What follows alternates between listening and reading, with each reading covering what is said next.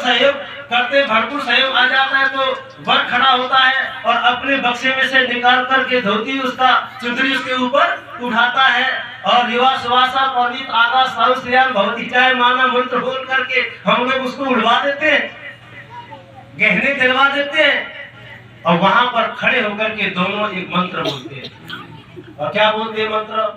उस मंत्र में केवल दो बातें हैं बच्चों, और दोनों बातों में व्यवस्था दी गई है कि आज से वर कहता है कि इस मंडप में बैठे हुए समस्त विद्वज्जनों, धर्म प्रेमी सज्जनों, बंधुओं, आज से हम दोनों लोग एक दूसरे के साथ कैसे रहेंगे और एक दूसरे को कैसे चाहेंगे। बस दो बातें हैं मंत्र में। मंत्र कौन सा है?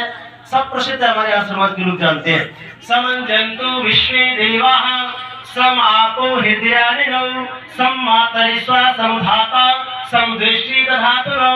इस मंत्र में कहा गया है विश्व माने संसार के सब देवाः विद्वान लोगों, यानी इस मंडप में बैठे हुए समस्त विद्वज्जनों, आज से हम दोनों आपस में एक दूसरे के साथ कैसे रहेंगे? तो फिर सम आपः अर्थात दो जगह का जैसे जल मिलकर के एक हो जाता है, फिर कोई दुनिया की ताकत उसे अलग नहीं कर सकती। रसूलपुर कला का एक कमंडल पानी भर के लाओ और एक कमंडल पानी कोठा से भर लो और दोनों को एक बाल्टी में डाल दो। अब मैं कहूँ भैया रसूलपुर वाला पानी निकालो इसमें से, कोई निकालेगा भाई कला? अच्छा कोई कंप्यूटर तुम्हारे पास है जो दोनों गांवों के पानी मिश्रित पानी में से उस गांव का पानी निकाल के दे दे कि रसूलपुर कला वाला पानी ये है और कोठा वाला पानी ये है? नहीं निकाल सकता। अभी तक तो कोई बना नहीं है, कोई जानवर भी अभी तक ऐसा नहीं हुआ। हमको सुना जाता है दूध पानी को अलग कर देता है। अब तो आपका मोबाइल क्या नाम है, कंप्यूटर भी बता देता है कि इसमें 3% पानी है। लेकिन दो पानी जब मिल जाते हैं तो फिर दुनिया की कोई ताकत उसे बता नहीं सकती। याद रखना, यहाँ पर यह सबसे पहली प्रतिज्ञा है वर के द्वारा। कहा जाता है कि आज से हम दोनों के हृदय ऐसे मिले रहेंगे जैसे दो जगह का, दो नदियों का, दो स्थानों का जल मिल करके एक हो जाता है, फिर कोई ताकत अलग नहीं करती। इतना आदर्श, इतनी उत्तम शिक्षा तुम्हारे गृहस्थ आश्रम में प्रवेश करते समय जिन बालक और बालिकाओं को दी जाती हो, और वही बालक और बालिकाएं 15 दिन बाद, महीने भर बाद, 2 महीने बाद आग जला के मर जाए, फांसी खा के मर जाए, सर फांसी गोली खा के मर जाए, तो मुझे बताओ फिर और आदर्श शिक्षा कहाँ से मिलेगी तुम्हें? अगर ऐसा हो रहा है जब मैं धू करके आप मिट रहे हो, इसका मतलब है कि शिक्षा उन बच्चों को दी नहीं जा रही है, ये बात उन बच्चों को बताई नहीं जा रही है। क्या बताया जा रहा है? वहां तो मैरिज होम बताया जा रहा है और सारे लड़के और लड़कियों को नचकुद्दे लोग लौंडे लफंगे और खड़े हो जाते हैं। आज समाजों में भी ऐसा होता है। लोगों को मैं तो खूब डांटता हूँ, फटकारता हूँ, ये गाली गलौज हो जाती है, मानते नहीं।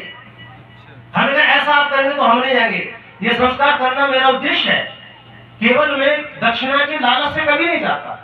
कई बार लोगों से हमने कहा कि ये काम तो आपके वहां नहीं होगा, सीधा संस्कार हो तो बताओ, लेकिन नहीं मानते लोग। वहां तो राज्याभिषेक होता है, जैसे कुर्सी पर बिठा देते लड़का लड़की को और लिपाई पुताई करके लड़की को बिठा देते, बेमतलब का, कोई लेना नहीं देना नहीं। अब विचार करने की आवश्यकता, जो संस्कार पूरा होता है तब लड़का अपनी श्रृंगारदानी से लड़की की मांग भरता है।